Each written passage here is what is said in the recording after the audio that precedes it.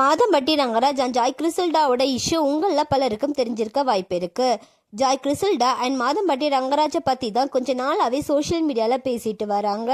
இப்படி இருக்க நிலையில் ஜாய் கிறிசல்டா மாதம்பட்டி ரங்கராஜ் அவரோட முதல் மனைவி ஸ்ருதி கூட டிஜிஸ்னல் செப்பரேஷனில் இருக்கிறதா சொல்லி என்னை நம்ப வச்சு கல்யாணம் பண்ணி கர்ப்பமாக்கி இப்போ ஏமாத்திட்டாரு, எனக்கும் என் குழந்தைக்கும் அவர் பதில் சொல்லணும் அப்படின்னு சொல்லி கமிஷனர் ஆஃபீஸில் கம்ப்ளைண்ட் கொடுத்துருந்தாங்க. ஆனால் கமிஷனர் ஆஃபீஸில் இருந்து எந்த ஒரு நடவடிக்கையும் எடுக்காத நிலையில இப்ப மகளிர் ஆணையத்திலிருந்து மாதம்பட்டி ரங்கராஜா ஆஜராக சொல்லி சம்மன் அமைச்சிருக்காங்க. மாதம்பட்டி ரங்கராஜ் இவ்வளோ நாளா ரொம்பவே சைலண்டா தான் இருந்தாங்க. இதை பத்தி எந்த ஒரு இடத்துலையுமே பேசாம ரொம்பவே அமைதியா தான் இருந்தாங்க. ஆனா இப்ப முதல் முறையா மாதம்பட்டி ரங்கராஜ் ஜாய் கிறிசல்டாவை பத்தி பேசியிருக்காரு. அதுல அவர் என்ன சொல்லியிருக்காரு அப்படின்னா, அனைவருக்கும் வணக்கம். நீதிமன்றத்திற்கு வெளியே திருமதி ஜாய் கிறிசல்டா எழுப்பிய தற்போதைய சர்ச்சையை தீர்த்து வைக்குமாறு பல நபர்கள் என்னை அணுகி வருகின்றன. நீதித்துறை செயல்பாட்டில் எனக்கு மிகுந்த நம்பிக்கை உள்ளது என்பதையும் சட்டம்படி உண்மை நிலைநாட்டும் இந்த சர்ச்சையை தீர்க்க நான் மாண்புமிகு சென்னை உயர் நீதிமன்றத்தை அணுகியுள்ளேன் என்பதையும் திட்டவட்டமாக கூற விரும்புகிறேன்.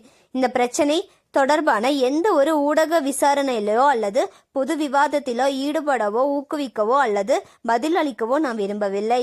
ஆன்லைன் ஊடகங்கள் மீது எனக்கு மிகுந்த மரியாதை உண்டு.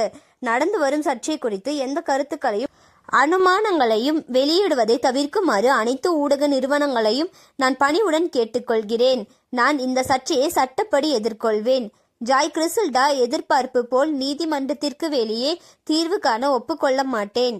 எனது நலனின் அக்கறை காட்டி எனக்கு உறுதுணையாக இருந்து ஆதரவு மற்றும் பிரார்த்தனைகள் வழங்கிய அனைத்து நலம் விரும்பிகளுக்கும் எனது இதயபூர்வ நன்றி அப்படின்னு சொல்லி ஷேர் பண்ணியிருக்காரு.